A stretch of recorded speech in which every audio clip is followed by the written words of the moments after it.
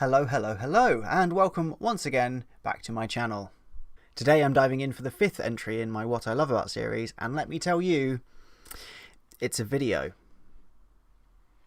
As ever, I'm going to be talking about one single aspect of a game that I love, whether that's something big like the character classes or something little like growing grasses. The good news is it's only ever 3 to 6 minutes depending on however excited I am and how long my scripts are. Today I'm going to be talking about one of my favourite video games from this year, which is, of course, Sekiro Shadows Die Twice. After all, they don't call me Jason Sekiro Coles for nothing. It's actually just because I put it in my Twitter name for a while. But hey, that's still my name apparently. I'm here today, you know these hits don't lie, and I'm starting to win this fight. The deflection, this tension, don't you see baby, this is perfection. Sekiro is a brutally difficult action game from the sadistic minds over at FromSoftware, and while it shares a lot of its DNA with Dark Souls and Bloodborne, it also stands alone as a FromSoft game that demands to be played in a specific way.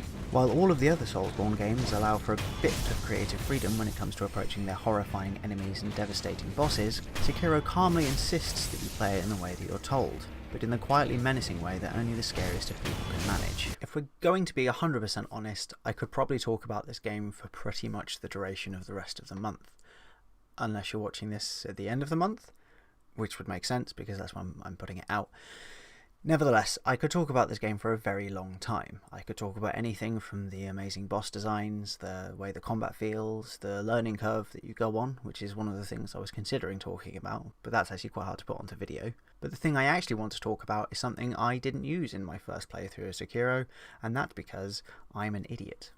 Today, we are all gathered here to pay our respects to Hanbei the Undying. Hanbei is effectively a training dummy, unable to die due to the horrible centipede that's taken up residence within him. He really does just want to pass on, which, as you'll probably know, is a big old millennial mood. Sparring with Hanbei allows you to actively pick up new skills, practice the new abilities you've unlocked, and also ensure that you know what to look out for when you're fighting bosses later on in the game. It's the kind of thing that makes the game far more approachable for newcomers, but it can also be ignored if you believe that you're better than that. Having seen years and years go by, and having died countless times, Hanbei has given up hope that he'll ever be able to rest in peace. So, instead, he devotes his time to training you, allowing you to lay waste to him time and time again, all with the aim of making you stronger. He only asks that you put him out of his misery if you ever become able to do so, which, thankfully, you can do when you gain the ability later on in the game. He's good for two main reasons, the first of which is the lore stuff that I've just dumped upon you. It makes him as interesting as any other character, despite the fact that he's not necessarily as integral as any other character. The other reason he's good is that Sekiro is a damn hard game, but not actually just because of its difficulty. A large amount of the challenge, at least for me, came from the assumption that I'd be fine playing in a way similar to Bloodborne or Dark Souls. I was not. Had I paid Hanbei the attention he deserves, I'd have learned early on that you have to play it in a very different way.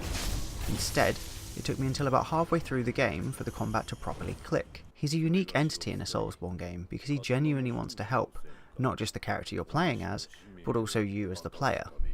It's something the other FromSoft games is often lacking in, because more often than not, the characters there have ulterior motives, are completely depressed, or just have no interest in actually helping you. I'm looking at you, Patches. My boy Hanbei... Hanbei has had a rough time of things.